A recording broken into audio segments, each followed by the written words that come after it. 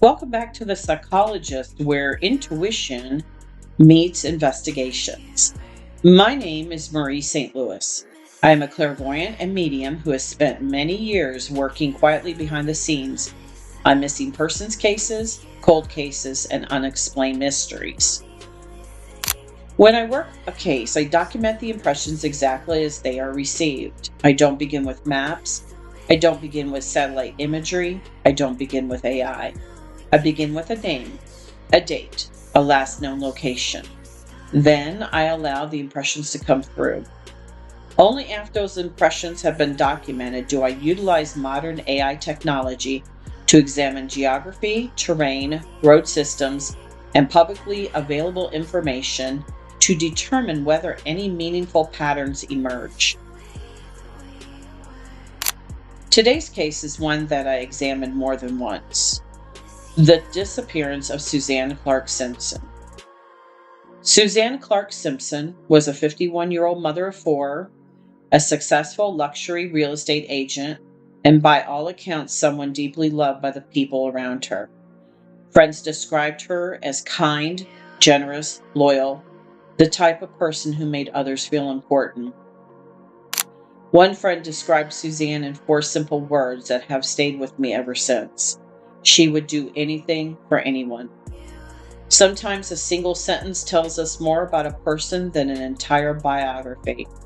Before Suzanne became the focus of headlines, searches, court hearings, and investigation, she was a daughter, a mother, a friend, and someone whose absence would leave an enormous void in the lives of those who loved her. More than a year later, those same people are still searching for answers. On the night of October 6, 2024, Suzanne and her husband, Brad Simpson, a Texas businessman and real estate investor, attended a party at the Argyle, a private club in Alamo Heights, where it is reported a verbal altercation took place between the two. According to public reports, hours later, a neighbor on East Alamos Drive reported hearing the couple fighting outside of their home. The witness reported seeing a physical struggle before Suzanne broke free and ran away. Brad followed until the neighbor lost sight of them. After that, Suzanne seemingly vanished. The neighbor later told police he later heard screams coming from the wooded area across from his house. An hour later, he heard Brad's truck start up and leave the area before returning home an hour later. The next day, when she failed to pick up her 5-year-old from school, her friends gathered to discuss her disappearance. A friend of Suzanne called Brad with her concerns when she learned Brad had not called the police about Suzanne. She informed him that she would be filing a missing persons report herself. At 9:57 p.m., following that phone call, the first missing persons report was filed by Suzanne's friend. 14 minutes later, at 10:11 p.m., Brad Simpson left a voicemail for the Olmos Park police chief, reporting his wife as missing. 2 days later, on October 9th, Suzanne's husband was arrested in Kendall County on charges of assault, family violence, and unlawful restraint. By that point, Suzanne had already been missing for several days. Her disappearance quickly became one of the most discussed cases in Texas, and the investigation was only beginning. But what makes this case interesting to me, and I want to share with you, is that I documented psychic impressions very early on in the investigation. In fact, there were 2 separate submissions. The first set of impressions were submitted on October 10, 2024, to an agency connected to the case, and only days after Suzanne disappeared. Before I continue, I want to make something very clear. This episode is not intended to accuse anyone of a crime. It is simply a review of a selection of my psychic impressions that were later connected by modern AI technology to possible geographic locations and publicly reported information so viewers can evaluate the material for themselves. As always, I encourage you to think critically, do your own research, and draw your own conclusions. Before we examine the impressions themselves, it is important to understand what investigators are dealing with during those first critical days. Because many of the location searches and developments that would later emerge were completely unknown to me when the impressions were first documented. I do want to highlight a few key moments because they're become important later on in this episode. Keep those dates in mind as we move forward. On October 6, 2024, Suzanne Simpson attended a gathering at the Argyle with her husband, Brad Simpson. According to public reports, the couple argued that evening, and Suzanne later told her mother that Brad had assaulted her. Hours later, a neighbor reported witnessing a physical struggle outside the Simpson residence on East Alamos Drive in Olmos Park, and later hearing screams coming from a nearby wooded area. By the following morning, Suzanne's phone activity had reportedly ended in Alamos Park. As investigators began piecing together the timeline, surveillance footage, phone records, vehicle data, and geolocation evidence would later place Brad Simpson in the Bourne area, where authorities reported he visited several businesses and locations that became significant to the investigation. Over the next several days, investigators executed search warrants, searched the Simpson residence, nearby wooded areas, and portions of the Alamos Basin, while reviewing surveillance footage and other evidence. Court documents would later allege that a friend of Brad Simpson assisted in concealing a firearm connected to the investigation, adding another layer of complexity to an already rapidly expanding case. By October 12, search efforts had shifted toward a southeast Baxter County landfill, where searches in the Alamos Basin area were concluded. From October 14th through October 17th, authorities conducted a large-scale search of the Tessman Road landfill in southeast Baxter County. Multiple agencies participated in the effort, but no publicly reported recovery was announced. During the same period, Suzanne's family and supporters gathered for a vigil, while her mother publicly discussed prior allegations of domestic violence, keeping attention focused on the search for answers. On October 10, 2024, I submitted a series of impressions to an agency connected to the case. According to publicly reported information, searches were only beginning.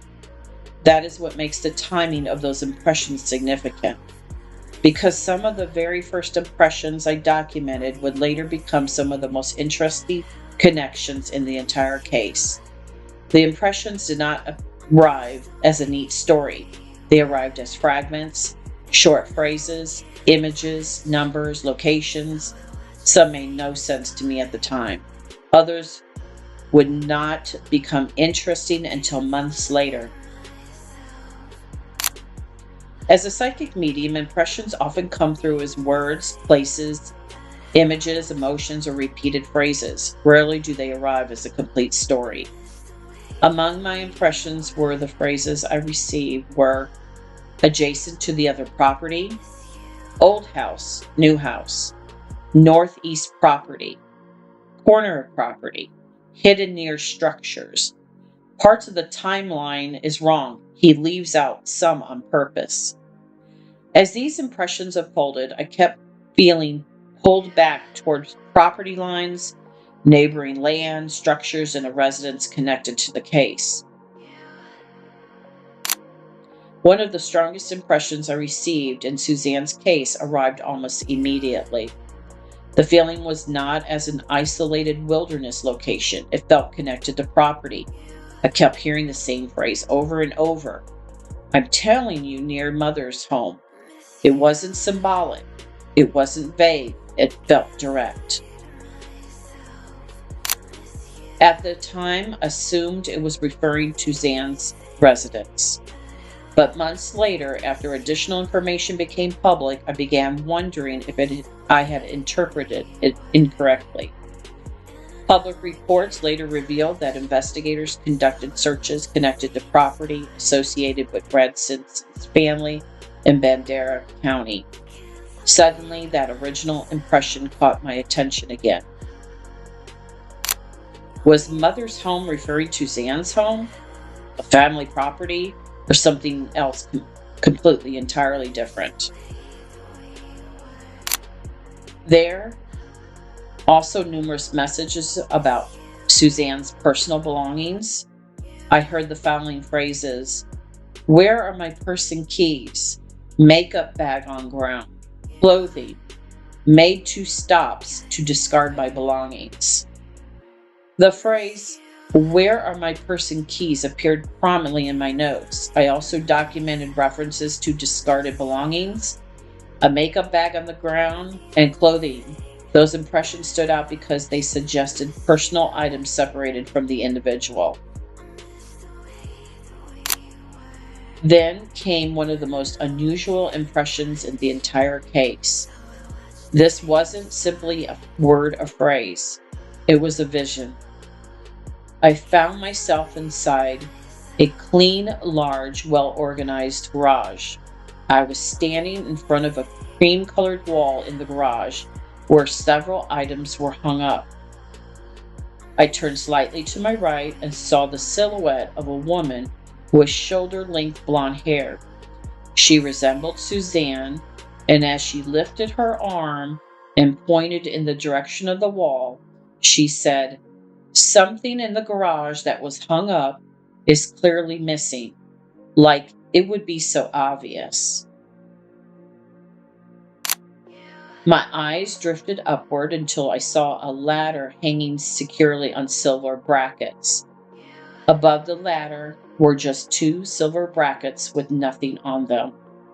At the time, I absolutely had no idea what that meant. I couldn't tell if it was a tool, equipment, personal item, or something else completely. What stood out was the absence. The feeling that something which had once been hanging, displayed, stored, or visible was no longer there.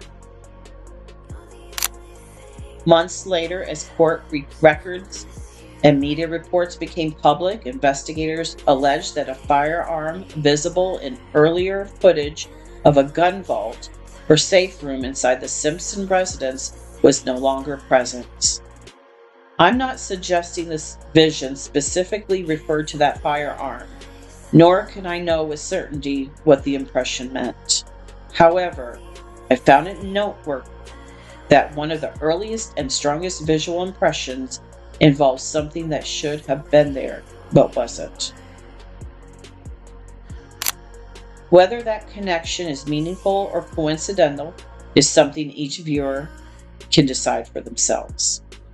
There were many references to construction, development, property, and land that reemerged once again. It felt like another property at some distance from their home in Alamos Park. New home construction. Construction began, then halted. Concrete blocks still stacked up. Tool marks all over the soil. Pipes on the ground don't match. New home builders staking out claims for lots. Buried earth over her. Hidden terrain. Behind fencing. Remote property. Another reoccurring impression involved new homes, townhouses, and recent development to the west. Subsequent examination of the rapid growing western corridor between San Antonio and Bourne revealed extensive residential expansion, active construction projects, and newer subdivisions in multiple locations. A major theme involved land under development. The impressions described construction activity, unfinished product, disturbed soil, fencing, undeveloped lots, and remote property. There was also a recurring sense of concealment involving earth or terrain. My psychic impressions included 45 to 52-minute drive, turn to the left at the fork, soon a 2-lane road becomes 4, storage front road property, I-10 frontage road, 10, 12, 13 miles, minutes east. I also received reference to I-10 frontage roads, dealerships, vehicles, trucks, and used car lots. Interstate 10 serves as one of the primary transportation corridors connecting San Antonio, Fair Oaks Ranch, and Bourne. Numerous commercial vehicle businesses, dealerships, industrial properties, and service areas exist along portions of this route. These impressions appeared to describe movement along a route rather than a single destination. References included time travel, road changes, frontage roads, forks in the road, and directional indicators. I also received the following psychic impressions: hidden terrain, steeper angle, shallow gravel road, remote lightly trafficked area, small water source, water, rolling water, ditch, basin. One of the strongest themes that emerged in my original notes was water. Later examination of the terrain surrounding the Olmos Park, San Antonio, and Bourne areas revealed numerous creeks, drainage corridors, low water crossings, retention areas, and water management features throughout the region. I also documented what sounded like Ashfield Forest, or a similar name associated with water in a basin. While I could not immediately identify that exact reference at the time, the impression remained tied to wooden terrain, drainage features, and undeveloped land. My psychic impressions included adjacent property, corner of property, deed, property search, seizure, new builders, development, lots, storage property. The notes also reference making 2 stops to discard belongings: a large gas station, a northeast corner, and locations measured repeatedly by mile markers such as 5.9, 6.9, 7.3, 10.9, 11.3 miles. These measurements were documented exactly as I received them before any map review was conducted. Property-related language appeared frequently.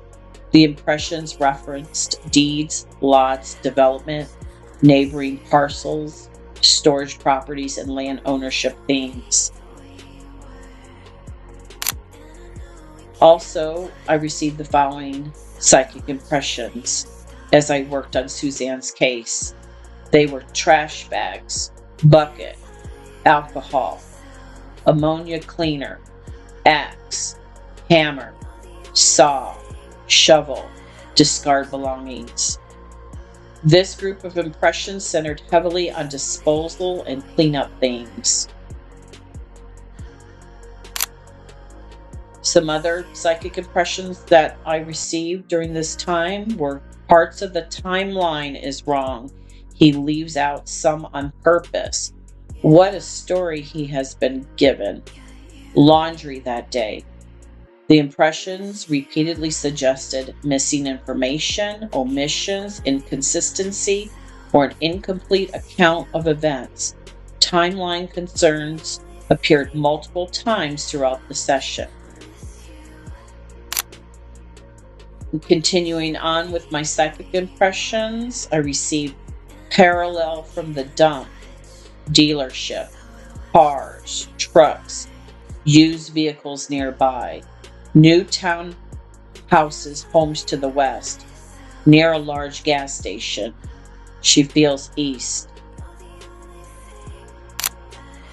Over the months that followed, investigators would publicly reveal information that appeared to touch on several of the themes documented in those impressions.